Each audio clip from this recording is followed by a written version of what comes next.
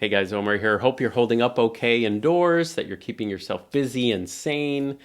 I know I was just taking pictures, these JPEG pictures, and looking at the colors of my Canon, of my Sony, the Fujifilm X100V, and comparing JPEGs. But today I wanted to play around with Capture One, and if you didn't know this, Capture One has a free version. It's Capture One Fujifilm Express, it's called, not sponsored by.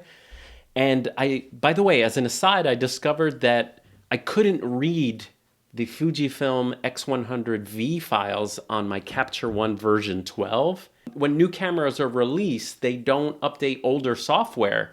So you actually have to keep buying a new license. And cameras come out so often. So you have to keep that in mind if you buy Capture One, that they support cameras for about a year or so, and then they kind of forget about you. You could be on a subscription sort of based service, and then your Capture One will always work. But I thought that was a little messed up, is my X100V files didn't work on Capture One. So I ended up downloading the free Capture One 20, and I wanted to see if the RAW files match the JPEG film simulations. That's how bored I am. If you love one of the film simulations, like for example, people like Classic Chrome, I myself am a Provia lover. So I'm just gonna quickly show you what I was, messing around with. I just decided to hit record and show you. Let me show you. And by the way, let me go through the film simulations in case you don't know what they are.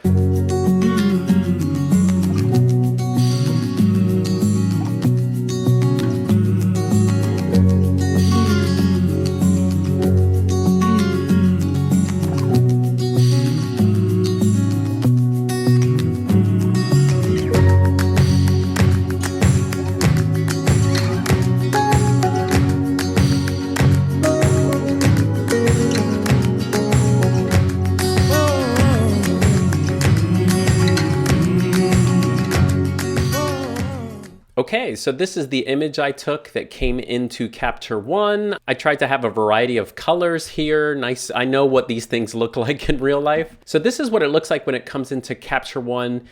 And if you go to the color adjustment here, it shows you what's called an ICC profile. It tells you, it already knows what camera it is. And if it detects a RAW file, this is a RAW file, it will have a curve of auto. But here, if you go to the curve, you can actually pick any of the film simulations. And let's see if they match. So I'm going to start with Provia. So Provia is the standard. This is what the standard looks like. And here is my shot of Provia. Looks like it's slightly underexposed. Let me just give that a little bit of a boost, about that much.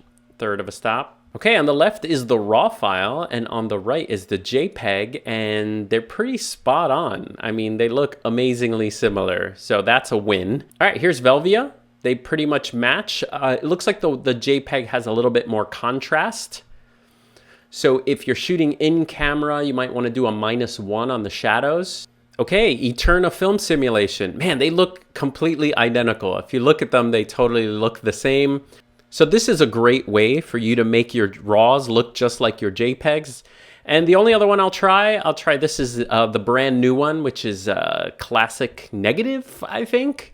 So that's what that one looks like. And let's take our RAW file. And with our RAW file, let's make it over here. This is the newest film simulation. It's called Classic Negative. Classic Negative. There we go. Wow, that's really cool. That's really cool that it matches. It works. Now you could just shoot RAW and make all your film simulations later if you use Capture One. If you use Lightroom, it does the same thing. Lightroom isn't as exact as a Capture One, and if you want, I can make a video on that too, showing you the film simulation differences. Lord knows we have time to do that comparison. All right, I'll see you guys next time.